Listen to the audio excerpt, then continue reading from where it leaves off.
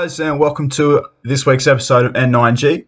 Particularly specialised episode this week because we have a new team member finally joining us. He's finally got off his fucking ass and decided to, come and say something. So, a very cordial but optimistic and cautious welcome to, what are we calling you? Twilight, is it? Is that what you want to be called? Twilight.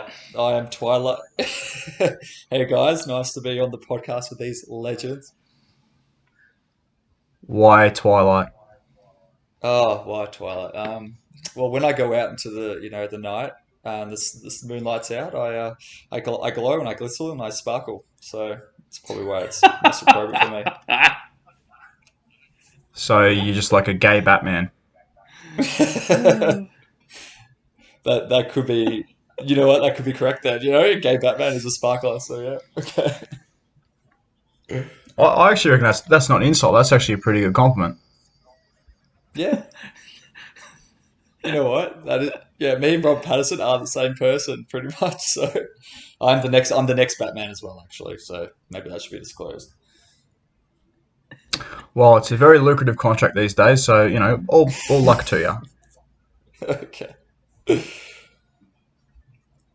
All right. Anyway, boys, so let's. Hang on. Sorry, Turtle. How rude, mate. I haven't fucking said g'day to you. What's going on? Yeah, bloody oath, mate. An original of the podcast, and you didn't even bother to introduce me. I'm let down. Well, fucking speak up then. I laughed just before. Oh. This is an unprofessional podcast, I'm saying right here. Hey, we've only done this for, 6 weeks, 7 weeks, and we've absolutely nailed it so far. It's unprofessional, unorganised, and just general awesomeness right here. And of a low quality too. Yeah, very low quality. Yes. Anyway, lads, into our first topic. A huge death occurred overnight for us, but I imagine daytime around the world. Diego Maradona. He died of a heart attack from, not sure what caused the heart attack, but it's pretty clear his extravagant lifestyle didn't do him any favours. He partied hard and lived the dream. Twilight, what's your thoughts on this, mate? Diego Maradona, one of the greatest players of all time. And like you just said, he led a colourful life. You can definitely say that. He partied quite a bit. He did every probably drug under the sun. And he became a god. So, he'll be missed as an icon and a respectable legend. Well, he also became a god in 2 different countries. Like, I did a little bit of reading today. In Argentina, he was revered as the greatest thing since sliced bread. But that's not saying much in Argentina.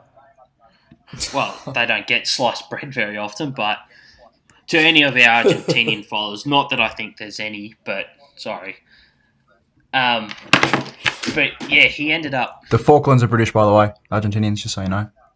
He ended up becoming a god in Italy as well, with his time in Napoli. Naples. Yeah, Naples. Yeah, Naples and the club Napoli, sorry.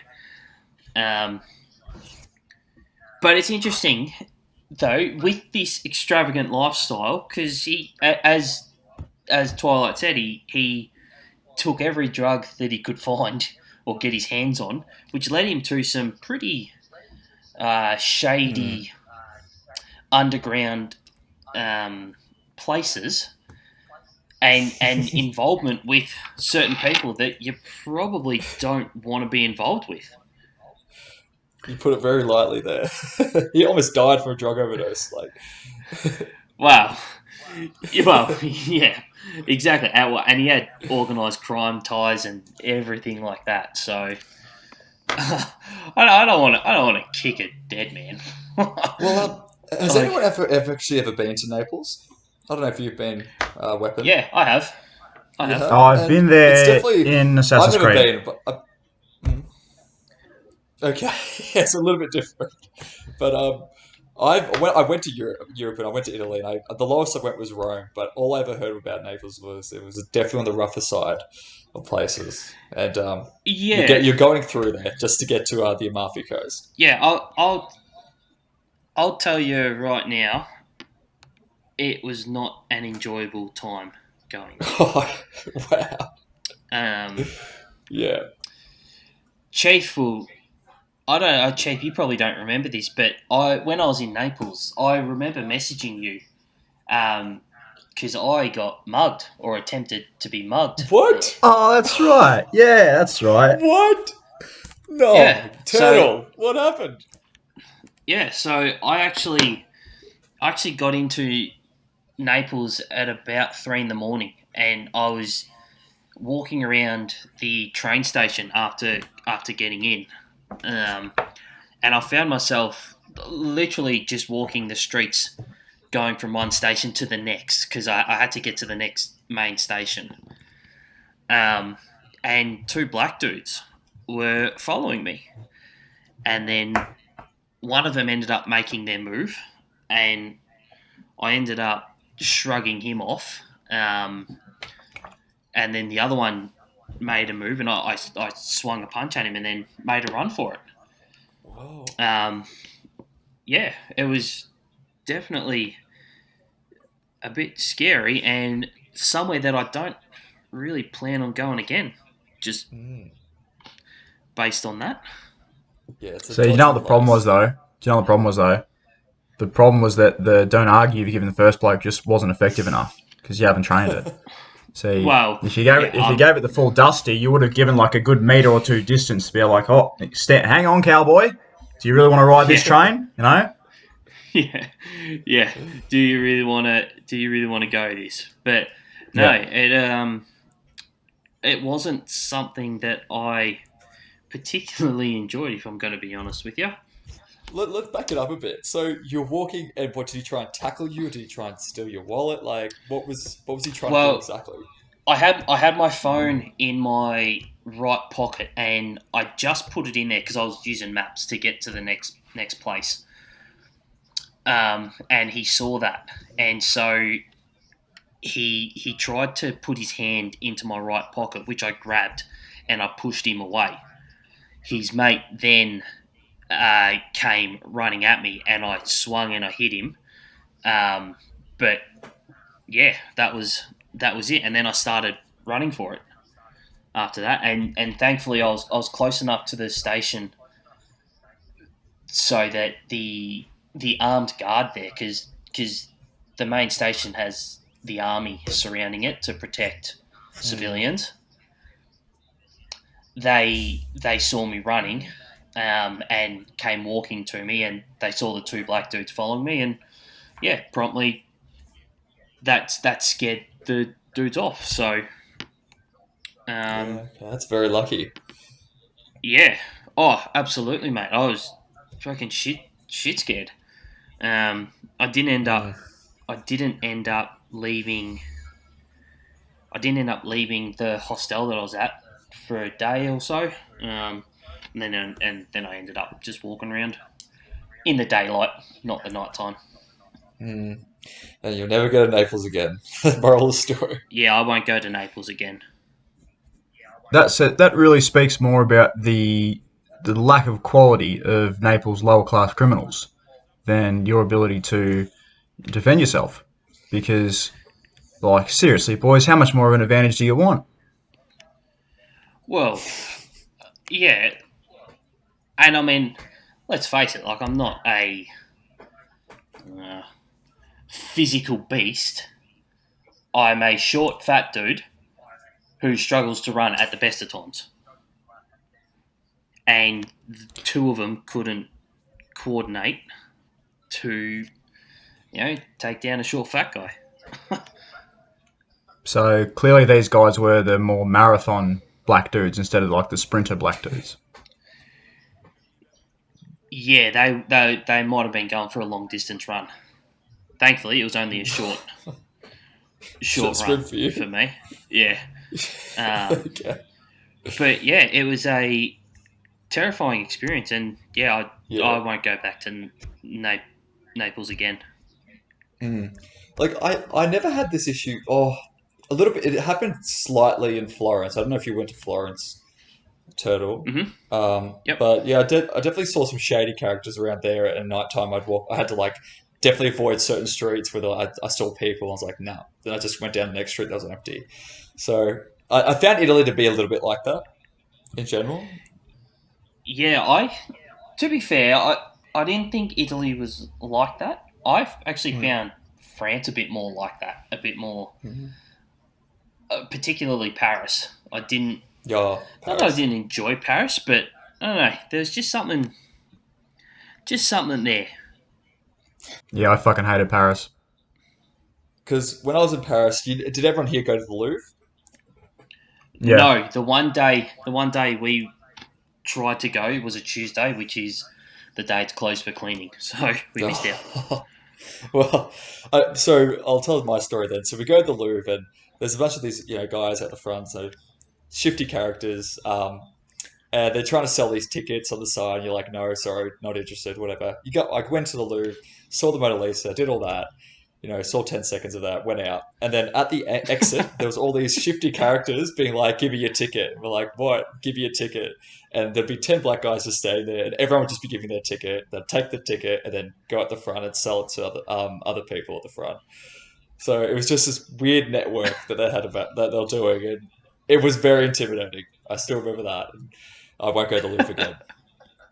Moral of that Yeah, story. right.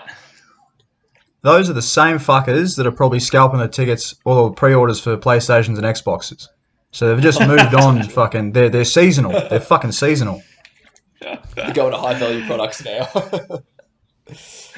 Uh, well, we've gone completely off topic Yeah. of death and drugs. Tangent. So Love it. let's draw it back to drugs, because it's an interesting topic, and I'd like to speak more on it. Well, this is What? another thing in Europe. Yeah. Before I cut you off there, Turtle, every You're drug right. deal I saw in Europe was a black guy as well, which I thought was very interesting. Um, in Amsterdam, it's big. It's very popular there. Yeah, it's a serious problem over there, and Hmm. not only that though. Everywhere you go, it's drugs this, drugs that. Like I remember going out in London one night, and people don't drink in London. They Mm. take whatever pills they can get their hands on to get through the night / next day or whatever it is. So, Mm. does Europe have a drug problem, or is it, I guess, more to do with the people using and abusing them? I think it's a weather problem. Yeah. What? Yeah. Well, think about Go it. on. So you've just brought up the fact that in London people don't drink. Well, drinks are fucking cold, are they not? Yeah, but beer warms you up if you have I enough think of it.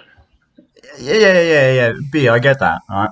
But any other drink, and most time beer's pretty cold unless they're having a warm beer, which they do in London. I get that, but in Europe, it generally is pretty fucking cold, right? You go out, Yeah. it's expensive because you live in London, everything's expensive in London, or you say you live in Paris and everything's expensive in Paris.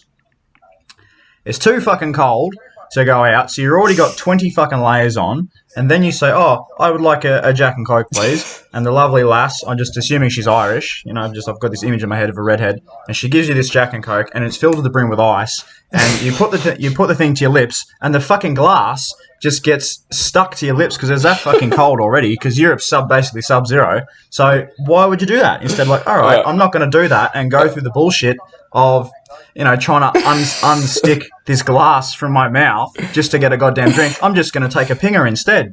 So I've just solved it. If you want to fix the drug culture in So, Europe, Weapon, raise the most of us thermostat don't a little go- bit. We don't go to Europe in winter. I think you must have went winter. Me and Turtle went in summer, I assume. So Yeah, I went summer. that's probably not a problem. Yeah, we didn't have that problem, did we, Dars? No. But Europe I is thi- I- quintessentially winterish. It's hot in summer. It's hot in summer, isn't it, Dad? It's a hot place in summer. It's a warm place in summer. I wouldn't say it's Yeah, but hot. hang on, no. Would you call it a warm place in comparison to, say, Australia? Oh, like Well, if you yeah, go because into like Australia is hot. some of the Yeah, Mediterranean so countries, Australia's a hot fucking place all the goddamn time. Mediterranean, yeah, that's a different story. That's obviously very hot. yeah, But Europe is a quintessential cold place. London's fucking freezing. technically, I mean, they still get their days where they have their 30 degrees. Like England, they do have 30-degree days in the Oh, summers. not They do often. occur. Not often. They occur, Yeah, and Their then they version occur. of a 42-degree day is 22. then It is. it's It relative. is. Then That's a I heat think wave for them. it is Like, actually. you go there as an Aussie, right? You Yeah. go there as an Aussie, and on a 22-degree day, they've got, like, wife beater shirts on, thongs, they're in the back, they're, all the girls like, oh, it's a tanning day, I'm going to get all my fucking tan on. And you look up and you go, the sky's fucking white. There's not a bit of blue or a bit of sunshine in the sky. And they go, what do you mean? It's a lovely summer's day. What are you fucking talking about? There's a reason why there's a lot of depression in those countries. They don't see the sun. They're all miserable. Yeah. So they all try to come to Australia for that reason. But what was the original question? Why is there so much drugs? The big reason is probably it's a lot cheaper. It costs how much pounds in like £8 for a bloody pint in bloody England. So Yeah. it costs what, maybe £10 for a pill over there. So it's just far more Yeah, so affordable. my question was, does Europe have a drug problem? And, I And I mean, would probably based say on personal they do. experience, I'd say yes. Mm. They definitely get on it over there. Like how much? I would say What if was you that? look hard enough, everywhere has a drug problem. Mm, Yeah, it depends on what type of drug as well. Like if you look at Australia, what is it? $300, $350 for a gram of cocaine. Over there, it's $60 equivalent. So it's just far more affordable and available. yeah. Yeah. Well, I guess that's a serious problem then, isn't it? Really? It's probably a topic for another time. If we could talk about Europe another time, we're not going there for Yeah. another year, another 2 years maybe. Oh, mate, no, it's not 2 years. The way they're going to be fucking 10 years, mate. Oh god, that's depressing. Well, Yeah, I We'll know. do a European special when they open up. mate, I'm going back. Who's going back to Europe? I'm going back definitely for another trip. Yeah. Hopefully in a couple of years. Yeah, I'll be going back. I'll be definitely going back there. But you can only do, if you're under 30, you can only do boys' trips to Europe now. Did you say over 30? Under 30. If you're under 30 years old, Under 30. the only intelligent thing is to do a boys' trip to Europe. If you do anything else, you're destined for disaster. Yeah. Are you talking about like a couples trip? Hey? What about a solo trip? A solo trip. Oh, yeah, solo is the same as a boys' trip, but, anywhere you travel is always more fun if you've got a bunch of idiots with you that you can stand. That's fair. Yeah. Fair. All right. Yeah. Well, 2021. All right. I think boys trip 2021. 2022 maybe. Maybe 2022. Yeah, 2022 is more like it, I reckon. Yeah. More likely to be the time to go. All right, fellas, let's move on then. What was our next topic? Twilight? Take it away. Time to shine. What was the next topic? I've forgotten already. You've not started strong, I'll be honest. I forgot. I was more focused on Maradona. Didn't you? You had a grind my Yeah, gears that- this week, didn't you? Oh, was this grinding my gears now? Yeah. Get your gears in action, get them going, put them in Yep. first, and let's go. Put in the clutch. All right, cool. I'm ready. My gears are ground. So, I don't know if this happened to anyone else here before. So, got my transcript sent to me in the mail today. So you want to have your nice transcript, nice and smooth, all those sort of things. You want to put it into your have it next to your wall to look at it, really nice. And on the front of that transcript on the envelope, it says "Do not bend," and you hope people follow that. So I'm Right. at the front door. I see the mailman. He's coming up. He's got it in his hand, and it's bent and twisted in his hand at a 9-degree angle. And I'm going, what are you doing? It's just not that hard to read the big black capital lettered "Do not bend." And so now I have a transcript 90 degrees bent, and I wasn't happy, and I'm not happy still. And it's just ground my gears. It's not that tough. Why is that difficult? What does everyone think? Short and sweet. I like it. No elaboration necessary for that at all. Is there anything you would like to say to Australia Post? How would you react to that? Would everyone? Well, I would want to say, is it that difficult? It's literally on this. It's big black bolded letters on it. It's visible. You would have to look at it and do the opposite of it to bend it. So you'd either maybe dyslexic. You're just reading "do bend." Maybe they don't read the "not." They just "do bend," or I don't know. I don't know. What's everyone else's sort of? How would they react to that? Well, in fairness, like a lot of Australia Post delivery men and women are quite senior, quite aged, so they've probably got poor eyesight as it is. And if they're not wearing their reading glasses, which they aren't because they're wearing their driving glasses, then it's difficult to read these small fine print sort of things on parcels. So I think you've been a tad harsh. Well, Um, okay, if it was small print, I would agree. This is ginormous print. This is like font level 72. How can they not read Hang on. that? Hang on a moment. Can I just clarify something? Was the postie, when he delivered, was he wearing his driving gloves? Oh, I don't think so.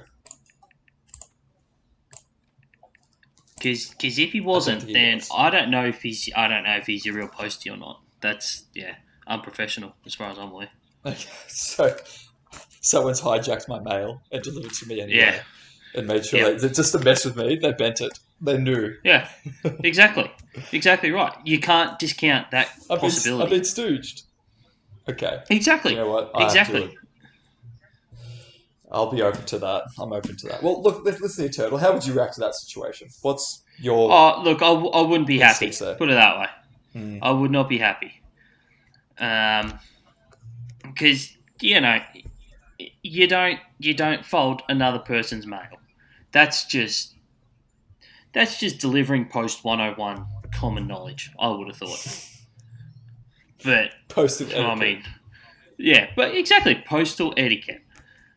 Um, but yeah, maybe we're in the wrong here, mate. Maybe we're in the wrong. Yeah, We're being a tad and harsh. yeah, and this guy bending your post. Maybe that's the highlight of his day. We don't know. We don't know this, and we should probably give him the benefit of the doubt. Yeah. Well, here's the thing. Because of COVID now, I'm not going to be able to go to my ceremony to get my degree. So if I get the postie rock up to my house and it's bent 90 degrees again for my actual degree, then I'll be even more angry. So we'll have to wait till that occurs in February. Oh, absolutely, mate. Absolutely. That's just disastrous if that happens. Uh, anyway, that's my gears ground. Does anyone else have any other gears to talk about? Uh, no, I reckon they're thoroughly ground to a halt. You know, get some WD-40, get some oil, lube them up for next time, mate. uh. uh, All right, Chief. uh, What's this last topic you want to touch on? Right now, so this is a serious one, and a few disclaimers before we talk about this, just so viewers know the different perspectives that we have on this and where they're coming from. Um, I'm a former soldier. I'm a veteran. So I served in the army for a number of years. Also deployed. I served in an infantry battalion. um, and which is why, and I'm also the only one of the three of us that have. So my perspective on this next topic will be, I think, quite different to that of Twilight and Turt, but we'll see. So the topic is the current, I guess, fallout reaction, current debate around the Brereton report about possible war crimes committed by Australian soldiers in Afghanistan. Um, I think from memory, where we stand at the moment is they're alleging that 39 potential war crimes have occurred, and there's 19 guys that they've referred to the special investigator that was set up. Um, I tell you what, the 19 guys, like, not even they know who they are, although it's pretty obvious who one of them is because he's quite high profile. Um, Mhm. Now, I'll tell you what, guys, let me get your opinions first. Just a brief thoughts on war crimes itself and perhaps what you've heard in the media about it, and then I'll give a spiel for about 20 minutes, no doubt. Do you want to go first, Toby? So I don't know what's happened with this in this incident. I haven't, to be completely fair, I haven't read much on it. I've only heard it just briefly. So whatever gets said tonight is news to me. In saying that, though, war crimes are something that I feel should be held quite strongly against. Mm. I my thoughts on war crimes come from World War Two and what Hitler did in that time, and now I get that there's been multiple wars or near wars since then, and a lot of different versions of different war crimes happen everywhere, and I understand that, but that's how when I think of a war crime, that's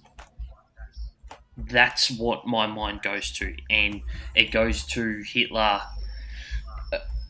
gassing, you know, the Jews. It's it's something that's incredibly horrific, and I would hope that regardless of who does it or who's yeah, whoever's doing it, I would have thought that you would have to pass some sort of test to even do that sort of thing, or to provide a warning against someone who is a candidate for doing something like that. Mm. Um, to me, because it just seems like a human decency, I guess, against doing things like that. Um, yeah, I'm waffling on here, but yeah, it's just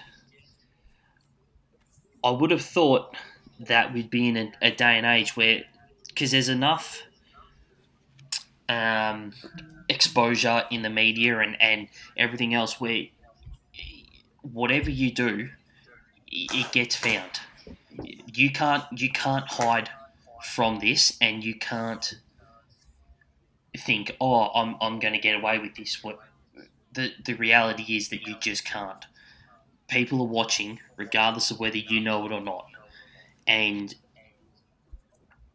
I'm a bit appalled actually that Australians would do something like this. I Okay. thought we would be not not above that, but I don't know. I just feel like we would have more respect or decency. Right. Mm. Twilight, your thoughts? So, similar to us, I'm not well versed in the area and what's technically going on, so maybe people can fill in the gaps here. But what have they been accused of doing exactly? So If you there's might a know few that, different yeah. things.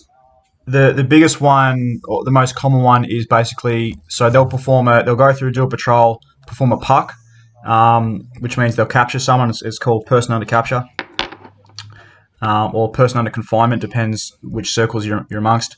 They'll interrogate that person, and what's been alleged is that a number of times, instead of backloading that person to rear forces, so regular army forces, MPs, that sort of thing in the region. For further interrogation, they'll just execute the person. Right. Okay. So you'll have a tied up captive, and they'll execute a person. Via any which way. That's the majority assumption of what is contained within the report. Again, the report pretty much. I mean, it's been so redacted. There's next to nothing that can be gained from it by anyone in the public Well, viewing it. they can't. The media can't post what's been happened over there, can they? And the defence force wouldn't want, or the army, or whoever is in control, they wouldn't want something like this getting leaked at all. That would look horrible Well, for them. Well, the thing about it is, like, the media is entirely they're allowed to do it. It's a question of where the information comes from.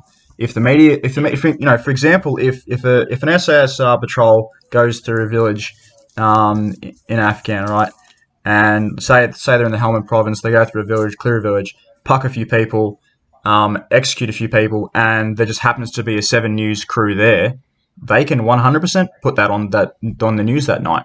That's entirely their right because we live in a free country. Yeah, What they yeah, can't do absolutely. is say Name people. say they, for example, got a clean copy of the Brereton report, and then publish that. That would be highly illegal. That would be breach. That would breach national security laws. So no, they can't do that. Yeah, and that's what I was getting at. I understand completely that if these guys just happen to roll through a village and commit these crimes, and there just so happens to be a Channel 7 chopper or whatever it is just hanging around there, well then, yeah, absolutely, the news can do it because they've seen it. They've seen it firsthand. It's not, it's not being held by national security or whomever it is. Mm. So, Yeah. when did all these crimes take place? When was the sort of So this the is time so this is time in frame? Afghan. This is in Afghan from pretty much 2011 up until about 2018, I think. I think that's the period they're covering. Okay. So basically, the entire last decade. Right. So obviously, pretty serious crimes, obviously being conducted. But I guess it comes to the point. So, has any trial begun yet? Has there been any sort of No, evidence presented? And okay, so it's a lot no, of no trial's been convened. No one's been charged. No one's even been spoken to. The only thing that's happened thus far is this report. The Brereton report has been finalised. It's made a number of recommendations, and 19 individuals of the Special Forces Task Group during that time have been referred to the Office of the Special Investigator, which was a branch that's been set up specifically to investigate these allegations. And because that's the thing, that's all they are at this point is allegations. Um, right. yeah, yeah. Okay, Okay, well, so I got a question for you, Chief. If Sure. if these crimes did happen in 2011, say that's essentially 10 years ago. Yep. How would someone go about finding information about that, and how would they go about uh, trying to prove, I guess, if that's the word, that these people did what's being said? Right. So the way that the Brereton inquiry investigated this is actually pretty dodgy. And even if people are charged with this, the chances of actually convicting some of these soldiers, I think, if they've committed the acts that they've been alleged to have committed, is pretty small. I think. It's also worth noting that all these investigations, hearings, and possible consequences will occur within the Australian legal framework and will happen on Australian soil. So there won't be international courts. There won't be, no one's going to The Hague. It'll all be done domestically. Now, the way to answer your question to it, basically what's happened is, so the ADF has put out flyers and word of mouth and feelers in Afghanistan, basically saying if you have, this is to Afghani people, if you have any information about potential war crimes committed by Australian soldiers, come forward. Now you can imagine, think about it like this: if we go to World War II and we drop flyers over Nazi Germany that say to the Nazis, would you, if you have anything that you didn't like or you reckon sus or needs to be investigated, yada, yada, yada, about American soldiers or French soldiers or British soldiers or Australian soldiers, please write to us and we'll investigate them. That's what they've done.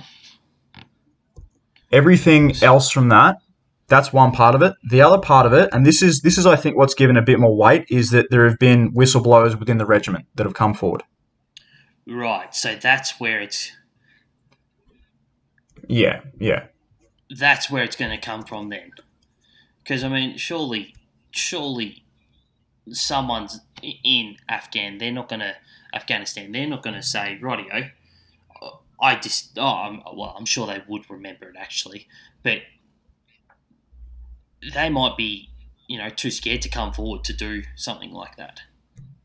Oh, it wouldn't be that, man. It'd be, think about it. You'll go to a country where you've been essentially occupied by various forces for over a decade now, and here's your opportunity to get yours back a little bit. You can ruin the lives of some of these soldiers. You just can't make up shit because there's no way for them to verify it. So old Terry Taliban comes along. Yesterday he was making IEDs and shooting Americans and Aussies and whatnot, trying to blow them out of the sky.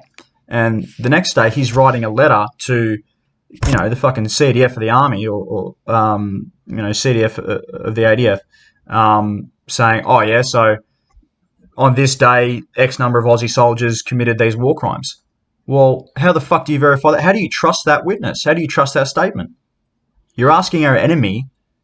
You're saying, hey, let's trust the word of our enemy that we know doesn't. You brought up a point before, Turtle.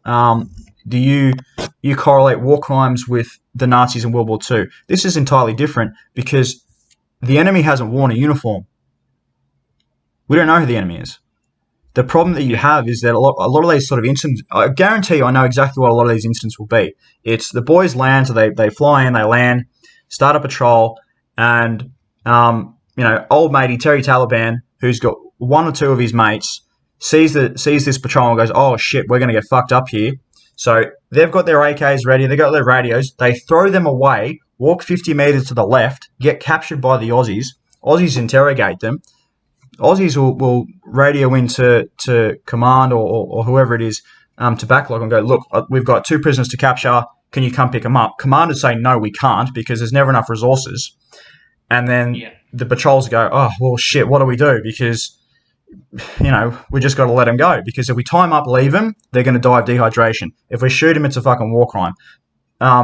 So they've just got to fucking let them go, essentially. And then what happens is Terry Taliban 1 and 2 go back, when there's some distance from the Aussie patrol, pick up their AKs, pick up their radios, radio into the rest of their Taliban friends and say, oh, there's a patrol of Aussies at this location. Can you guys come in your Hiluxes and steamroll them? So, these are the people we're asking for verifiable information. Yeah. Right. It's going to be very difficult because I guess what you said before their weapon was that there's been whistleblowers in the Defence Force that said some of these things. Is that what's given it more credence? Yeah, I think what has given it more credence is that there are members of these patrols of the regiment that have come forward and said, look, I was there at this date and so did this. So these are special forces operators, they're SASR operators that were on patrol that are claiming, look, my mate or whatever, or my patrol commander or my SECO or whatever did this on this date, and that doesn't sit well with me. Okay, so that makes it a little bit different. Okay. It does. Hmm. All right, Chief. So you've heard our opinions on it? Then what do you think your opinion, or what is your opinion on something like this? So I've got first of all, I'm not surprised by both your reactions to the allegations. Um, and this is not meant to be demeaning or sort of talking down to you or anything, but that's a perspective of someone that hasn't been in that world and doesn't understand the realities of that world. Um, Well, before you go on, Chief, like as you say, like we've never been in that situation, and no, honestly, I don't foresee any circumstance happening where I will be put in that situation, unless I do something drastically wrong. And I'm sure the same goes for Twilight. Like that's one of those things. Like we wouldn't know what we would do in that situation. You would just hope that like people would have the morals, I guess, to do that. well, okay. So there's a few things. There's a few things we need to talk about. I'll address that last thing about morals. The question about morals and integrity and values and whatnot is a very easy argument to throw out when it comes to war crimes for people like for the uninitiated. But I use that example I did before. The patroller rocks up, captures the two that are clearly spotters or whatever, and they walk off because they don't have a choice. And then, the two Terry Talibans pick up their rifles, pick up their radios, and then try and kill the people that have just had to let them go because of logistical reasons or whatever. Now, that argument's all well and good for people to say, oh, well, I hope that they would have the moral courage to let that bloke go and not execute him or whatnot, or find another solution. And usually, I will say, most times when people say that, they don't have a solution to that conundrum. They just say, oh, well, no, you guys should know because you're the experts. Well, sometimes there is no fucking solution. And I would tell that argument to the widows, the mothers, the daughters, the sons, the brothers, the fathers of the guys that have died because those mistakes have been made. Tell that to the guys that have been involved in green on blue attacks, where Taliban members pretending to be Afghan security forces have infiltrated the Afghan security forces and have then gone and just played possum and shot ADF members and US and British defence personnel in the back. So it's a very easy argument to make for the uninitiated, but the argument changes a lot when you've actually got skin in the game and it's someone you're talking about, because the fact of the matter is this is war. People are going to fucking die. That's what this is.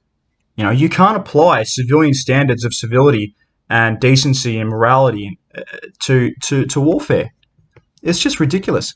I mean, okay, they have in regards to the Geneva Convention, and this is where the war crimes come from, okay? Because they say every nation that subscribes to the standards of the Geneva Convention, clearly they delineate this is a war crime and this isn't. Now, there are other problems with that. For example, I have a huge argument with the officers right now, the senior leadership of the ADF and the senior political leadership in Australia, because none of them are following the Yamashita standards set out in the Geneva Convention. So they're fucking hypocrites for a start. But we'll get to that in a sec. So my point there with regards to the argument about morality, it's an easy counter argument to throw out. It is a very difficult one to live through, though, because you're saying, what do I care about more? My dad being home, my brother being home, my husband, my father, whatever? Or do I care that, hey, he didn't execute someone that was shooting at him 20 minutes ago? Mm. Yeah, I can see your point, Chief. I can see your point, and as you said, and as I've said, and as Twilight said, well, we've never been in that position. So you're right. If and the other thing as well is like I imagine shooting them or leaving them to die of dehydration. Well, shooting them is the lesser of two evils. Oh, for sure. Like if they're gonna die, then put them out of their misery. Why unless you were well, yeah, unless they chose to, and I don't know if they would ever have that choice, but unless they chose to die of dehydration or something like that, then it's shooting them is the lesser of two evils. For sure, that's one way to look at it. Mm. I think Twilight, any what thoughts? you've Yeah. said, Weapon, is war is a very all morality and ethics go out of wartime.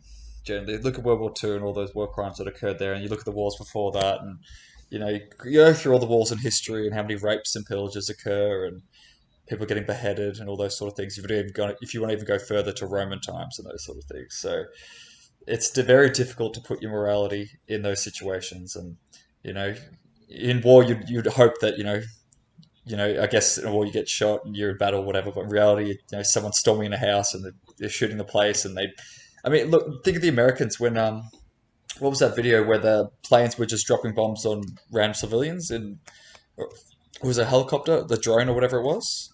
Um, all that sort of stuff does occur, and it's awful, but it's how can it be stopped?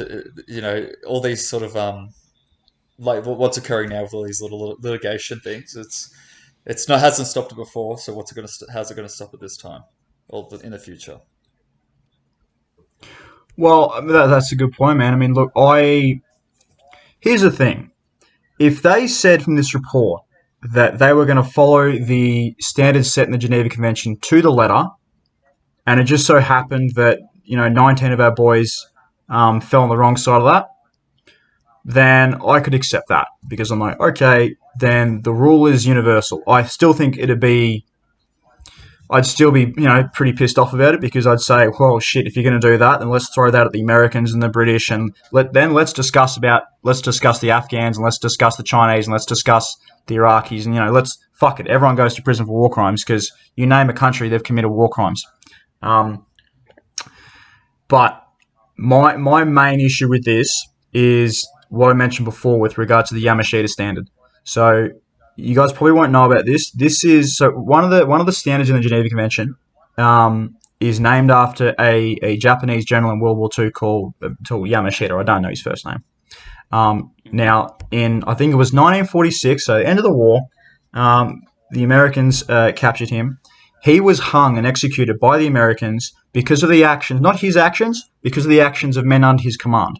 Now, that set a precedent, which would then become the Yamashita standard, that the highest ranking officer will be held accountable for the actions of all the men, like all their subordinates.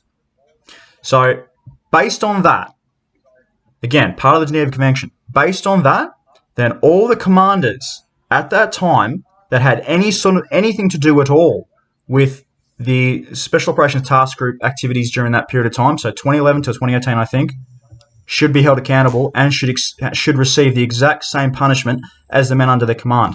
However, the report has gone to great lengths to exonerate, remove, and protect every single fucking officer and commander that was involved in that time. Let me give you an example. Chief of Army at the moment, General Campbell, he was commander of a task force during that period of time.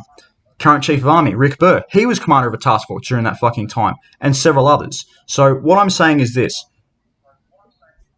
If you want to go down this path of trying to charge and convict and try these guys, who, I mean, we can also talk about the fact that they have gone, some of these guys have gone over and deployed up to 12 times for 3 to 6 months, sometimes 9 months at a time. Mm-hmm. That's way too much fucking warfare for a normal person. Like the mental health challenges that these guys have faced have been immense, and none of the fucking commanders and politicians have given two shits about it. Just in the last 2 weeks, by the way, we've had 9 ADF suicides. And as far as we know, they're not related to these war crimes at all. Wow. This is an issue that's been completely ignored by senior ranks of the ADF, by politicians, by fucking everyone. So to bring it back round, My problem is the fact that the senior rank refuse to accept responsibility. They're more than happy to tell the guys, hey, go get your hands dirty, go do the job, go fight the wolves at the gate, but are unwilling at all to accept the consequences of their decisions. It's corrupt, it's fucking evil, and quite frankly, it's fucking treasonous. You know, I heard on Sky News the other night Alan Jones calling for the resignation of both General Campbell and General Rick Burr, and I completely fucking agree. The fact that Campbell has apologised to the Afghan people, and the fact that he said that the victims or the alleged victims are going to receive compensation for shit that hasn't even been proven yet is fucking treason. It's an absolute betrayal and it's a disgrace of the men who have gone to protect him, his fucking family, the Prime Minister's family, my family, everyone's family. It's an absolute fucking betrayal, and I'm genuinely going to lose my shit if I ever come across those guys.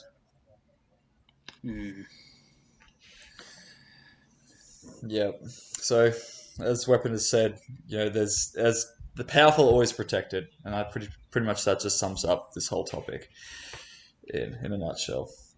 So, I think that probably sums up the conversation for today, and then the podcast hitting 51 minutes now. It's a bit of a long one, but what's everyone's sort of concluding thoughts? I think for my mind, I'm going to have a little read of this this war crime incident and see what I can understand, because it's an interesting topic, and it's one that I think is should be discussed, and as Chief said, and as was it Alan Jones, Chief? Yeah, well, this brings up a good point, man. The majority of the media are flat out fucking lying with regards to this. You know, you can quickly tell someone that needs to be deported just by listening to this sort of topic. But my best sources for this are Alan Jones, Paul Murray, just a lot of the evening crew on Sky News. Some of them are a bit questionable. Alan Jones shoots very straight on this. Jeff Kennett shoots straight on this. I would also listen to Corey Bernardi and probably Andrew Hasty as well on this.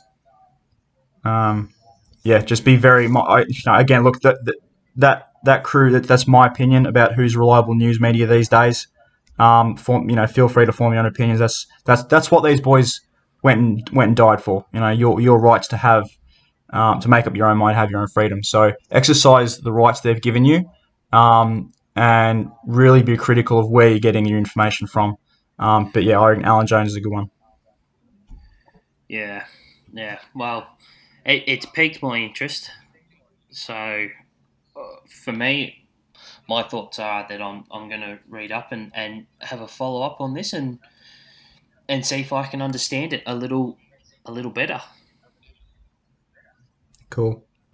Well, I guess my final thoughts, and look, Twilight, you've said it best in the end there, that it is about elites getting away with things, and I think next week I really want to talk about that for a long conversation, because I see that happening all over the world. And you know what, I've said this a few times, but I think currently the control that the elites of society have, particularly over the West, is the greatest threat to democracy, is the greatest threat to the West, is the greatest threat to freedom that the world is currently facing. Everything else is as a result of that. And I'd very much like to get you guys' thoughts on it next week.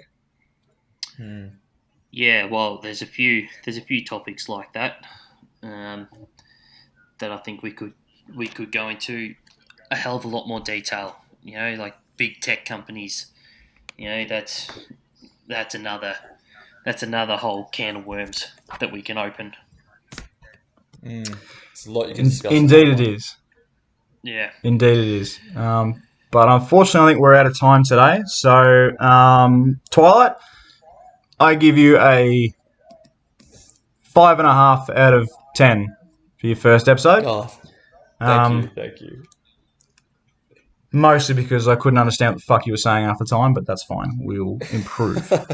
And you grind your gears needs a little bit of length, mate. Oh, you need to be sharp and concise. No, no, No. You need no. a bit of girth behind it, mate. It's all about Bit the of build anger. up. Oh, okay, so more backstory, more context. Okay. Yeah. Alrighty, guys. I'm the Turtle. We have Twilight and the Chief with us. Don't forget to like, subscribe, and hit the bell notification. Peace out from me. We'll catch you next week. Catch you guys. So yeah.